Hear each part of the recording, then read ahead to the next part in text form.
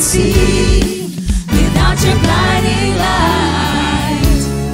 I am not worthy to come to you, but you have reached out to me. Everybody sing it out! I'm living by your grace.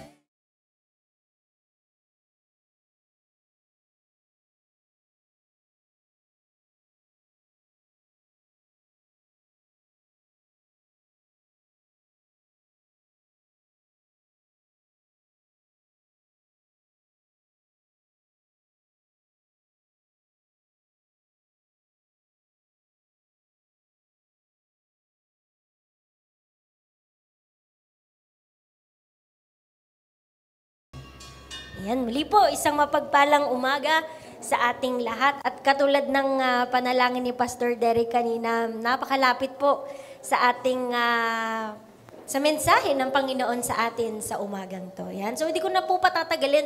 Alam kong excited ang bawat isa to hear the word of the Lord today. Talagang pribilehiyo sa atin no, na muli makarinig ng salita ng Panginoon. The breathing and living word of God. Yon. So last week, no, sino po yung nandito last week? Yan. Sino po yung nandito last week? Naalala niyo pa po ba yung ating message last week? So, kung last week, nag-start po tayong magpailan lang into new heights. No? Naks talaga naman, di ba? Marami na po ba sa ating ditong nakapag-soar high na? Yan, no? So, kung after soaring high, no, this week naman, mag-i-start tayong matatag. So, from starting high to starting strong. Yan. So, ang title ng ating mensahe ngayong Sunday ay Starting Strong. Yan, starting strong. So, nasa ikalawang linggo pa lang po tayo ng taong ito. So, very, very fresh pa ang 2024. Ako, 2014 pa nga. Ayan. So, nag-start, very fresh pa ang ating 2024.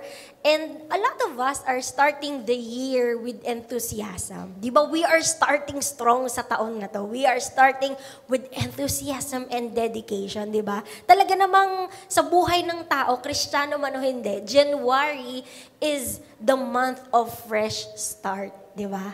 Nandiyan nagsisimula yung mga nais nating gawin. And for sure, a lot of us here, if not all, no, majority po sa atin, meron tayong commitment to do something this year. Di ba? Maaring commitment sa to do something para sa iyong sarili, no? Commitment to do something for your family, to do something sa iyong career or business. Di ba? Maaaring marami sa atin yan, mag-aaral ako this year. Di ba?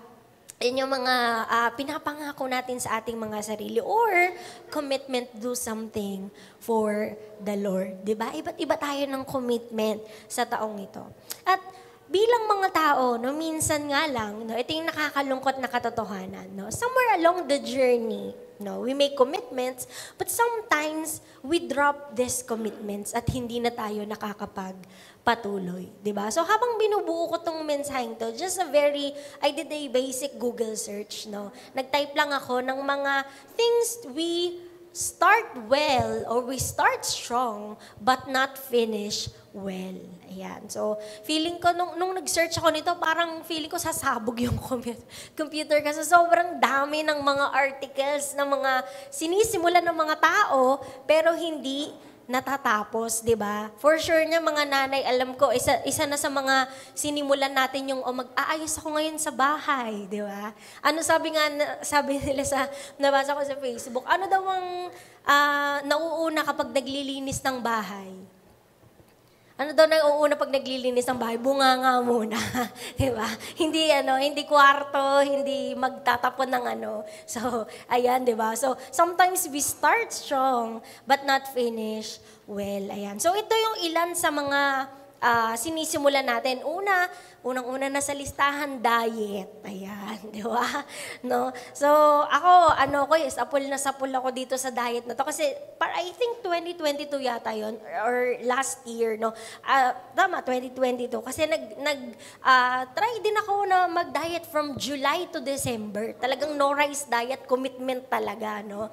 At napangyari naman talaga. Kasi, di ba, nakikita nyo naman ngayon kung anong resulta. Kaya nga, start strong but but not finish well, start lang.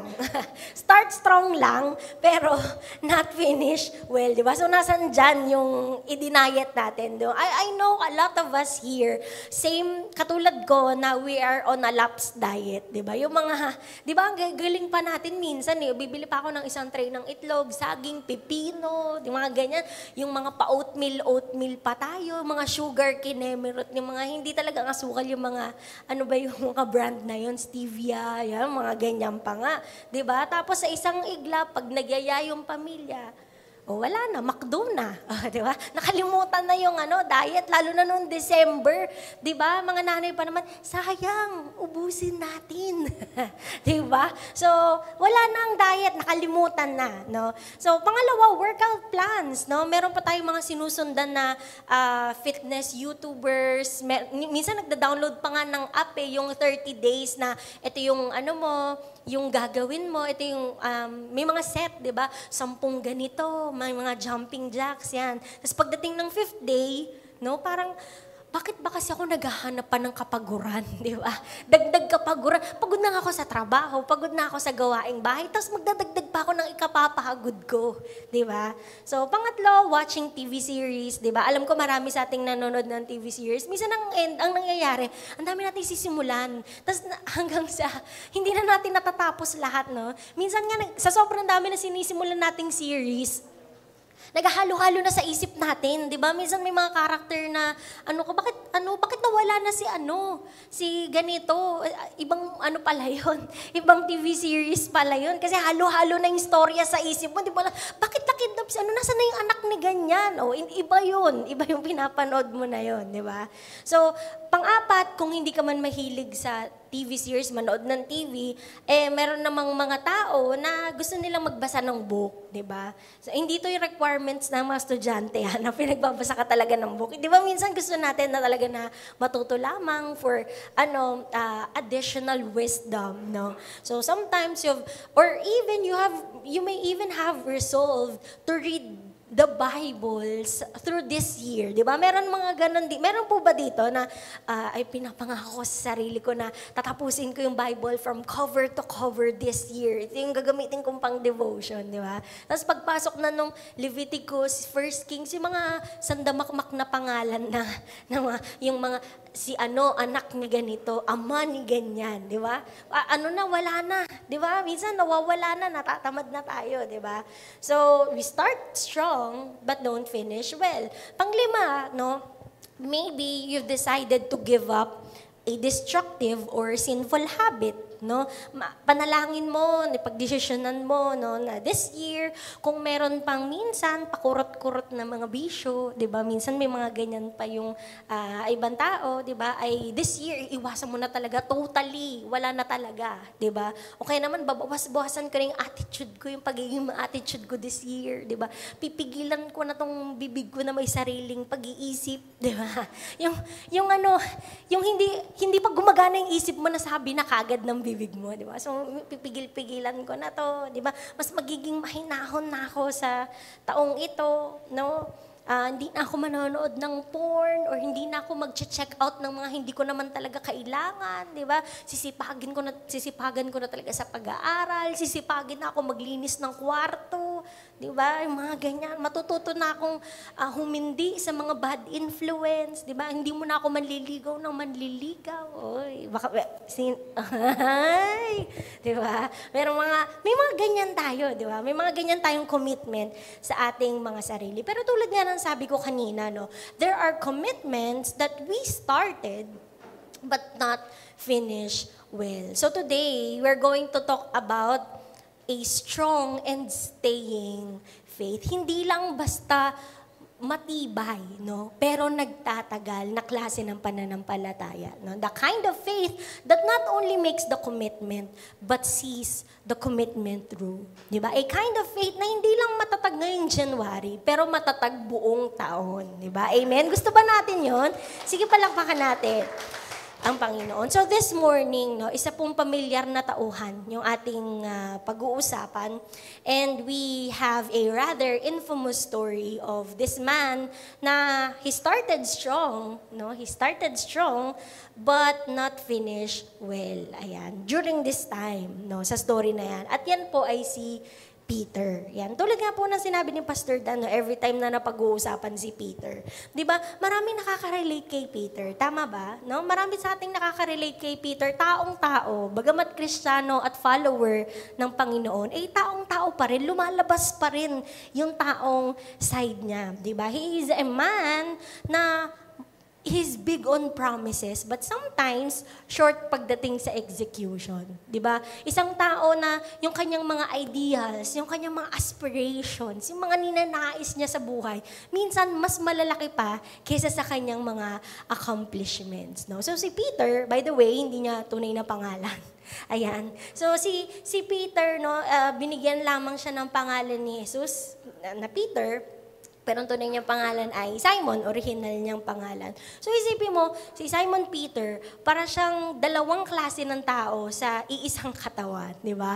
Kasi during the crucifixion, no, kung natatandaan niyo, before the crucifixion, sabi ni Peter sa Panginoong Jesus, di ba, Lord, I will never deny you. No, I will never deny you. Kahit i-deny ka nilang lahat, ako hindi kita i-deny. Pero nung kinagabihan, di ba, ano nangyari? Dineny niya si Jesus 3 times. No? So si Peter yun sabi, Lord, di kita i-deny. Talagang tagang pursigido, ang lakas mangako. Pero pagdating nung kinagabihan, ayan na, nag-transform na siya into Simon. Di ba?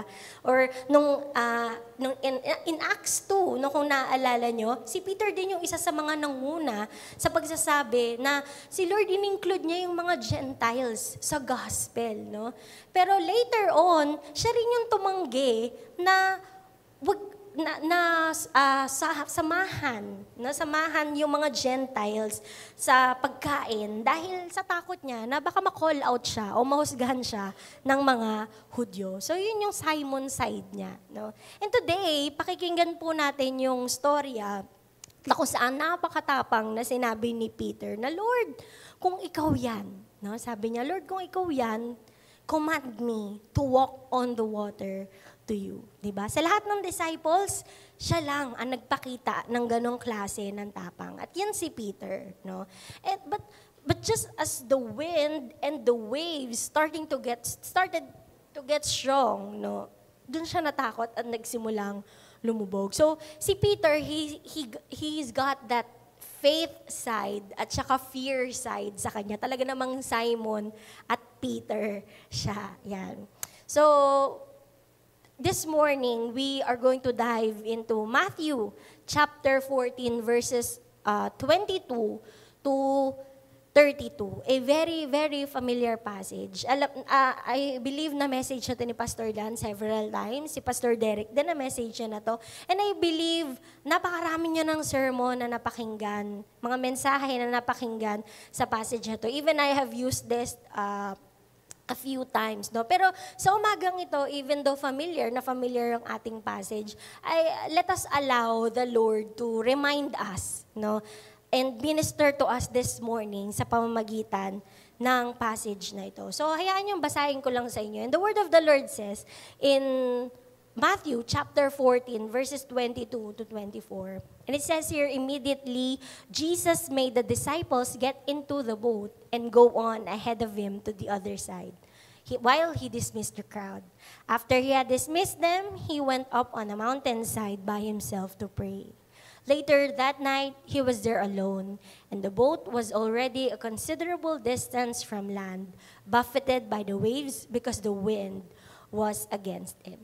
So kung i-check niyo po yung Biblia, do you have your Bibles with you? Ayan. So, or maybe sa inyong Bible app, no? Kung i-check niyo yung bago ito, verses 21 paakyat, no? Kung i-check niyo po, this happened right after the feeding of the 5,000. So, after ng himalang ito, no, feeding of the 5,000, pinapunta ni Jesus yung mga disciples, pinauna niya na para makapunta sa kabilang ibayo, bago siya naman ay mananalangin. So nung nakalayo na yung bangka, no, biglang nagkaroon ng napakalakas na hangin at alon, no? Kasi sa Sea of Galilee, if you remember, no, geographically speaking, ito pong lake na to, actually it is a lake, 'di ba? Notorious to sa malalakas, biglaan na lang at malalakas na mga bagyo, no? So, habang binabasa ko 'to muli, I cannot help but think kung ano kaya yung naisip ng mga disciples, no, nung pinauna sila ng Panginoon. Kasi kung ako, maisip ko to, Lord, di ba, sumunod lang naman kami sa iyo, pinauna mo kami. Tapos ang ending, kami yung makakaranas ng ng storm, di ba? Tapos sakto, wala ka pa naman nung nangyaring to. So, ang hirap, di ba? So, I believe medyo nahirapan yung mga disciples during this time, di ba? If you're familiar with the line, no, the safest place to be is in the will of God. Di ba tayo pag sumusunod tayo sa Panginoon, di ba? We are in the will of God. So, di ba, the safest place to be is in the will of God. Dito, yung mga disciples, sumunod din sila sa utos ng Panginoon. Totoong-totoo. But sometimes, no, tayong mga tao, minsan, nakaisipan natin, when we are in the will of God, para tayong walking on the park. Para andali-dali, it's safe, di ba? Walang hirap. No, para ka naglalakad sa hardin, nagpipiknik sa tabing dagat. No? Minsan yun yung kaisipan natin when we are in the will of God. Dito, sumunod sila sa direktang utos mula kay Jesus, but as a result, they ended up in a storm. Sa buhay po natin, no, mga Kristiyano, you need to understand that when storms hit you, don't assume na you are out of the will of God. Sometimes God allows certain storms because He's not just doing something for you. He's doing something in you. Diba? He's doing something in you. Merong inaayos. Merong inaayos ang Panginoon sa iyong buhay. So, no, if God allows storms sa buhay mo, maaaring dalawang klase lamang to, no? So, God allows storms, una, to reveal and test your faith. Tulad ng nangyari kay Job, di ba? Hindi dumating ang pagsubok kay Job para patatagin siya. It is actually to test and reveal his faith sa Panginoon. At pangalawa, God allows storms to increase and strengthen naman your faith. But usually, no, sa ating mga tao, we do not want to go through the storms. Diba? Hanggat maaari, wag na sana nating danasin. Diba? We do not want to go through it. We want to go around it. Gusto nating maiwasan. No? Alam nyo, kahit nga si Jesus, diba, hindi siya nakatakas sa nature ng tao na iyon. Diba? Ano sinabi ni Jesus when He was praying in the garden? Sabi niya, Lord, if possible, Father, if possible, let this cup be taken from me. No, kung maaari lamang, wag ko nang danasin. Pero ang kaibahan na yung sinabi ni Jesus, yet, not as I will, but as you will. No? Not as I will, but as you will. Gusto ko po sanang i-remind ang bawat isa today that God sometimes take us through the waters to show na ang kanyang biyaya, no, ay mas malalim sa ano pa mang waters. No, that His presence is stronger than the fire. Kung titignan po natin, no, in Isaiah chapter 43, verses 2 to 3, sinabi ni Yahweh sa mga Israelita, sabi niya, when you pass through the waters, I will be with you. And through the rivers, they will not overwhelm you. When you walk through the fire, you shall not be burned, and the flame shall not consume you. For I am the Lord your God, the Holy One of Israel, your Savior. Di ba napakasarap pakinggan, no? Napakasarap namnamin ang pangakong ito ng Panginoon, that His presence shall go with you even through the fire, and you will experience His grace na mas malalim pa kaysa ano pa mang karagatan, di ba? Sige po, palakpakan naman natin ang Panginoon. Tuloy po tayo, no? In the next verses, shortly before dawn, Jesus went out to them, walking on the lake. When the disciples saw him walking on the lake, they were terrified. "It's a ghost," they said, and cried out in fear. But Jesus immediately said to them, "Take courage, it is I. Don't be afraid." Gusto ko pong isipin nyo yung setup, no, sa storyang ito. Remember, nung nagpakain si Jesus ng 5,000, it was nighttime. Tama ba? Kasi sinabi ng mga disciples doon, Lord, gumagabi na, nagiging late na. Gutom na yung mga tao, pauwi na natin sila para makakain na sila. Di ba? Kasi malayo pa yung mga bilihan. So, it was nighttime nung time na yon. And nung binasa natin kanina, immediately after nung miracle na yon, pinasakay kagad ni Jesus yung mga disciples to go to the other side. So, kung sinabing immediately, ibig sabihin gabi pa rin. No, gabi pa rin. Now, dito sabi sa verse natin, shortly before dawn, ibig sabihin, bago magbukang liwayway.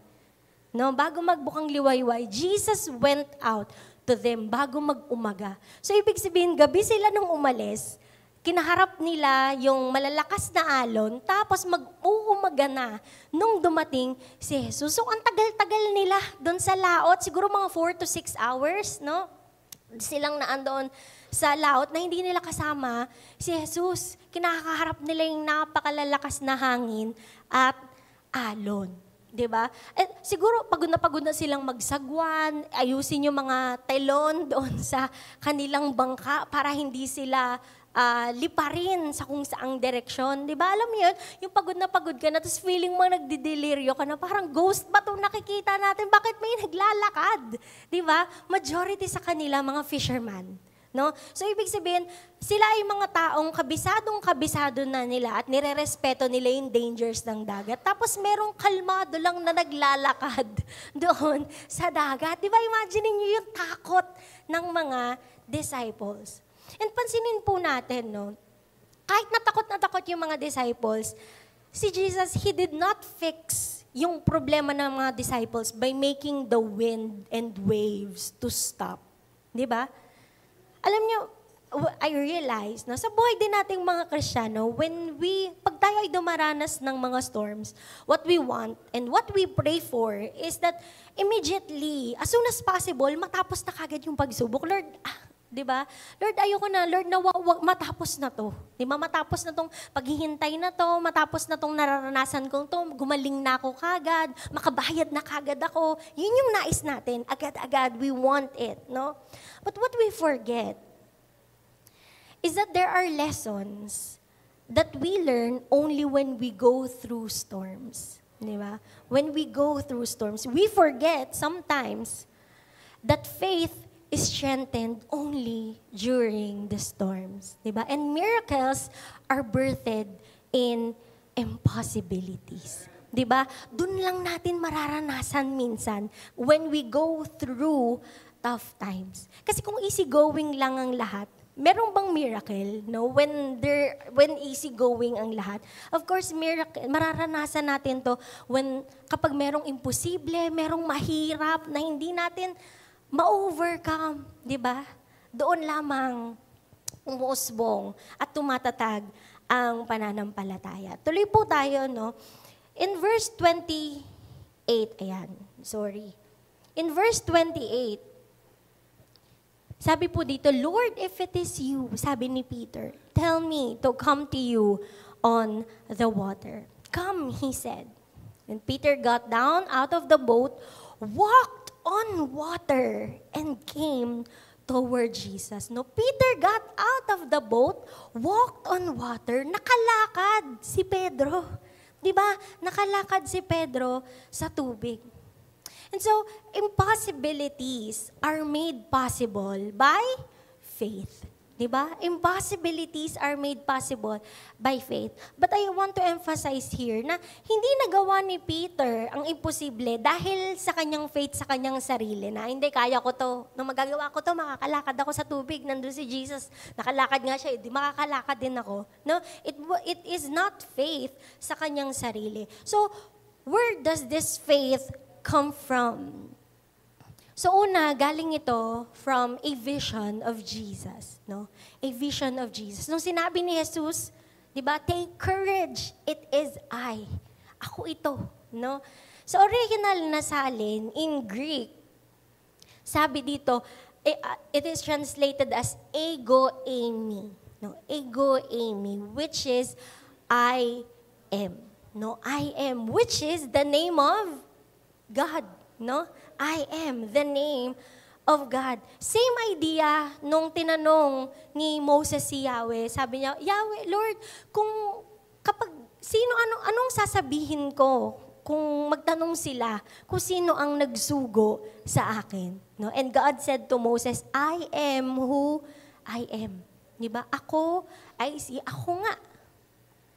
So, nakita ni Peter, no? Ito yung realization ni Peter. Nakita ni Peter that the great I am was walking and standing on everything na kanyang kinatatakutan. And I believe in that moment, doon umusbong yung initial faith ni Peter. No? Doon umusbong yung initial faith ni Peter when he saw Jesus on the water. And so, Peter took that initial faith, no? Initial faith to the next level because of, pangalawa, a word from Jesus. So it's not just a vision of Jesus. Hindi lamang nakita niya si Jesus, but he received a word from Jesus. Ano yung sinabi sa kanya ni Jesus? Come, no? Come. So Peter was able to do the impossible because he was standing on the word of the great I am. No, sinabi ni Jesus, halika. Diba?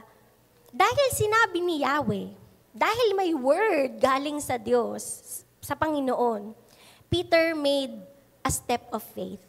And it enabled him na makalakad sa ibabaw ng mga alon.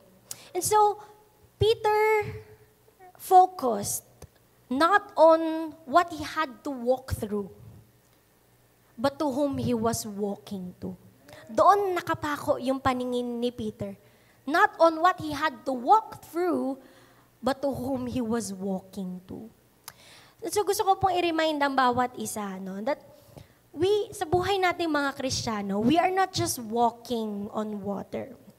We are walking on the promises of God. No? Sige po, palakpakan natin ang Panginoon. And we are not just standing on the waves.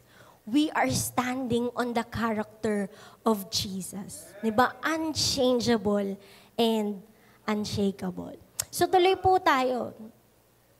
In verse 30, but when he saw the wind, he was afraid and beginning to sink, cried out, Lord, save me.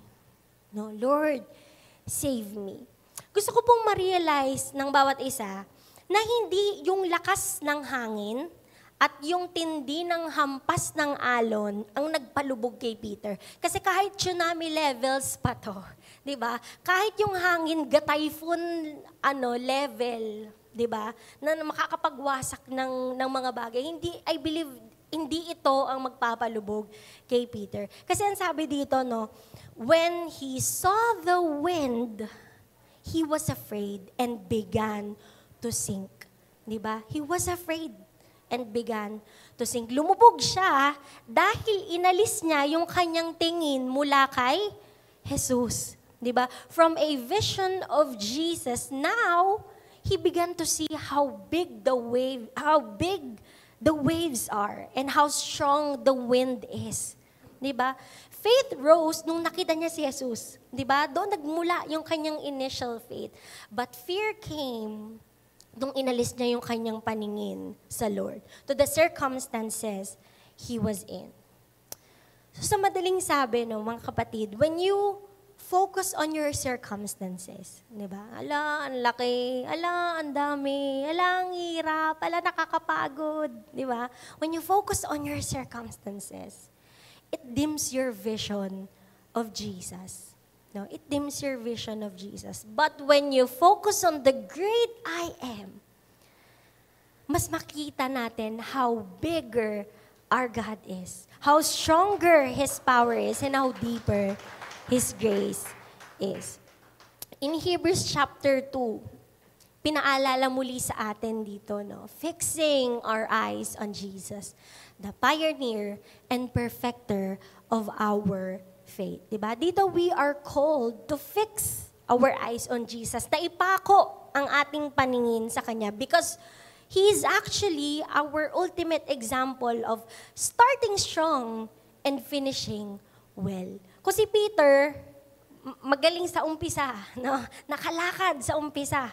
He started strong, but he did not finish well, di ba? Kung si Peter ganon, si Jesus, he did not fail, di ba? Jesus did not fail. He started strong, no? Memorize natin ang buhay ni Jesus, lalo na noong nag-December, di ba? Meron tayong recap muli of how Jesus was born, he died, he ministered, he did miracles, he died, and he was raised back to life, no? He started strong and he finished well. And this brings us to our point, number one, na matututunan po natin sa kwentong ito. No? Initial faith is not enough. We need a strong and staying faith. Diba? We need a strong and staying faith. Gusto kong i-emphasize yung mga words no, dito sa Hebrews 12, verse 2. Diba? Sabi dito, looking only at Jesus, the originator and perfecter of our faith. Diba? Sa ibang salin na nabasa natin kanina, pioneer. No? Other version, it says author. So siya ang author, siya ang pinagmulan, siya ang ating forerunner. Diba? He's the one who blazed the trail. He was the one who made the way into the Holy of Holies upang mabigyan tayo ng chance na makasunod into the presence of God. He is not just a pioneer of our faith, but He is also the perfecter of our faith. Siya ang nagdala nito sa kaganapan. Diba? He did not just start it, He finished it. And He finished it well. He finished it strong. Diba? At dito, pinatunayan sa mga sumusunod na verses, how Jesus finished strong. Di ba, basahin natin, looking only at Jesus, the originator and perfecter of our faith, the faith, who for the joy set before Him endured the cross, despising the shame, and He sat down at the right hand of the throne of God. Di ba? He was determined to carry out the will of the Father hanggang dulo. Kahit ang dami niyang dapat i-endure. Kahit He was despised. Di ba? All those He had to endure. Para saan? For the joy set before Him. He was looking forward with joy sa mga taong kanyang maliligtas, di ba? Just imagine if along the way bumigay si Jesus, ayoko na, ang hirap, di ba? Ayoko na. I don't want any of this. Ayoko na ng ganito. Di ba? Nasaan kaya tayo ngayon? If Jesus did not finish well. Di ba? Kaya nga ano yung sinabi sa ating verse, tumingin ka sa Lord. Fix your eyes on Jesus kasi He started strong and He also finished well. Diba? Because He started strong and finished well, nandito ka ngayon, kapatid. Diba? All because of Jesus. And so today, if you feel like your faith is going to falter like Peter, muli mong ibalik yung iyong paningin kay Jesus. Look into Jesus. Diba?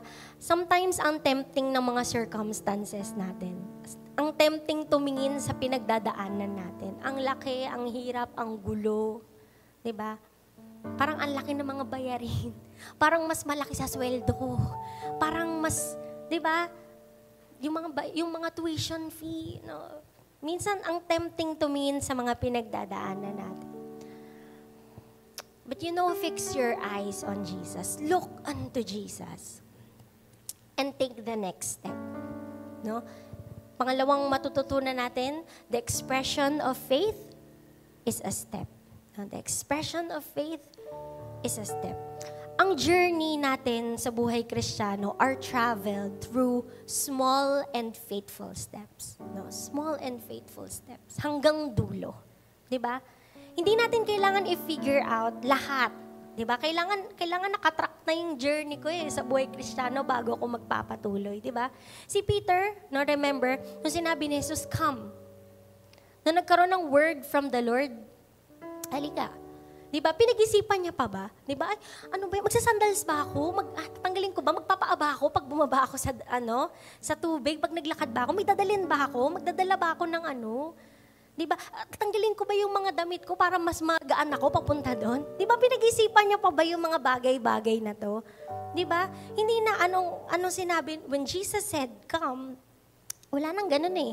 Nagtiwala lang siya sa word ng Lord and he stepped out of the boat. Diba? He stepped out of the boat. I remember, no, yung ating Dream a Van project dyan sa likod. It was just a dream, no? But because there is a word from the Lord, no? Because there is a word from the Lord. Dahil meron kasing sinabi ang Panginoon. We took a step, no? We took a step in faith. Diba? Kasi kung iisipin parang, Lord, paano namin ito mababayaran? Diba? Kaya ba namin? Kaya ba ng church? Kaya bang i-sustain? Diba? Ang tempting tumingin sa mga circumstances. Ang tempting tumingin sa sariling kakayahan. But because there is a word from the Lord, dahil sinabi niya, no, ang kailangan lang natin is to follow the Lord and step out into our boat. As long as there is a word from the Lord. Kaya it is always important na sisiguraduhin that there is a word before you go, before you step out. No? And if there is a word from the Lord, magtiwala ka and just begin. Just begin, di ba? You want a new job na sasakto sa iyong schedule para makapag-church ka or para makapag-ministry ka, ask the Lord. And if there is a word from the Lord, just go. Di ba? Kung if the Spirit is compelling you to talk to someone, diba? Naiya ako. Diba? Just go. Diba? Just go. No? Just take a step out of your boat and into Jesus. No? Into Jesus. Because thirdly, sige, palakpakan natin ng Panginoon. Just take a step out of your boat and into Jesus. Because thirdly, God rewards faith no matter how small. No? God rewards faith no matter how small. Imagine, no, si Peter lang ang naglakad, nakapaglakad. No? Siya lang ang nakagawa ng imposible, logic-defying, science-defying na experience. Diba? While the other disciples stayed in the boat. Bakit? No, bakit siya nagkaroon ng privilege to walk on water kahit saglit lang? Kasi siya lang din naman yung nag-dare. Diba? Siya lang din yung nag-dare, siya lang din na nagtiwala sa Panginoon. And though he did not finish well, no? Lumubog siya eh. But at the end of the day, Jesus was there to pick him up and save him again and again and again. Diba? And so as we end, no, dito na po ako magtatapos. Pwede na po tayong lahat na tumayo.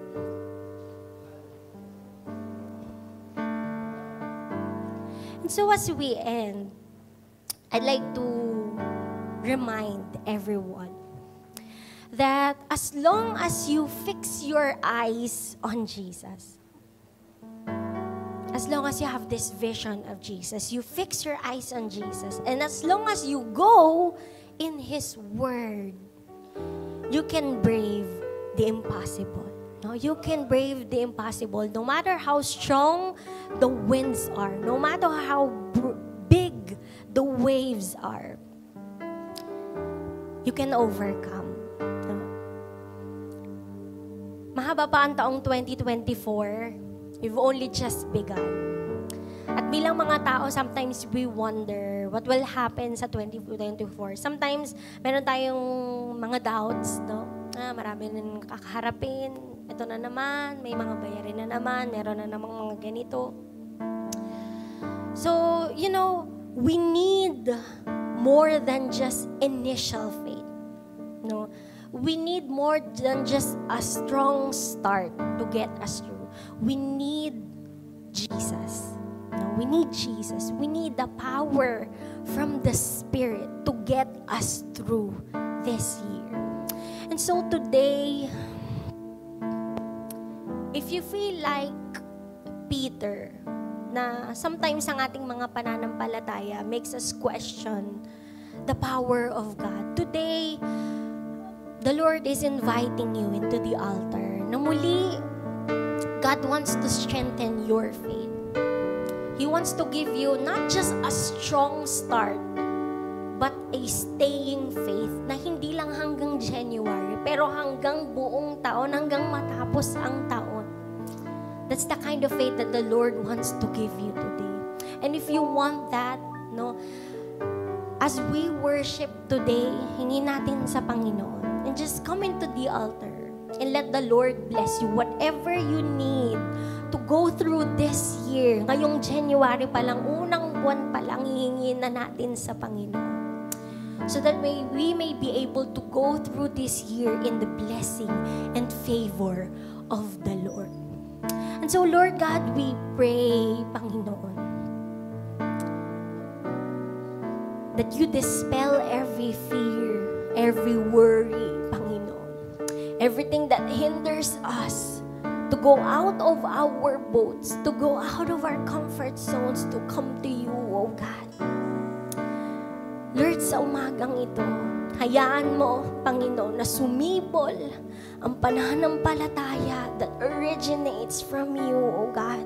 And may this faith be ever so strong, Panginoon, that we do not just start strong, but we will end and finish well, katulad ng aming Panginoong Jesus, O God. Lord, ano mang pangangailangan ng mga kapatid ko po sa umagang ito, in the mighty name of Jesus, O God, whatever they need, healing, provision, Panginoon, to be able to go through this year, O God, ngayon pa lang, Panginoon, we claim and believe that you are going to pour it and answer it and give it to them, Panginoon, in the mighty name of Jesus, O God. Saan mo man kami dalhin, Panginoon, sa taong ito, our hearts are assured, God, that we will overcome, Panginoon. Because we have a God bigger than the waves, stronger than the sea, Panginoon, and wind, oh God. A God who will able to pick us up, Panginoon, and save us again and again, oh God. Kaya maraming salamat, Panginoon, as we come to you, oh God, bless us, bless your people today, oh God. Mangusap ka, minister to us right now, Panginoon. In the mighty name of Jesus, Spirit, Holy Spirit, oh Spirit of God, move in this place today, Panginoon. With expectant hearts and with great faith, Panginoon, naniniwala kami, oh God, that today you are going to grant the prayers of your people, grant the desires of our hearts today, Panginoon. Only if we ask, only if we come like Peter, Panginoon, only if we come and ask, oh God. Oh, we worship you today, Lord. We worship you, oh God.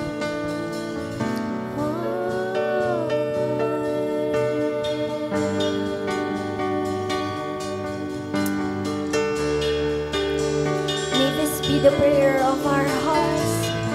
Together we sing to the Lord.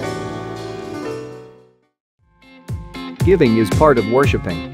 To all who desire to give, you may give your tithes and offering through online bank transaction. Details are provided below.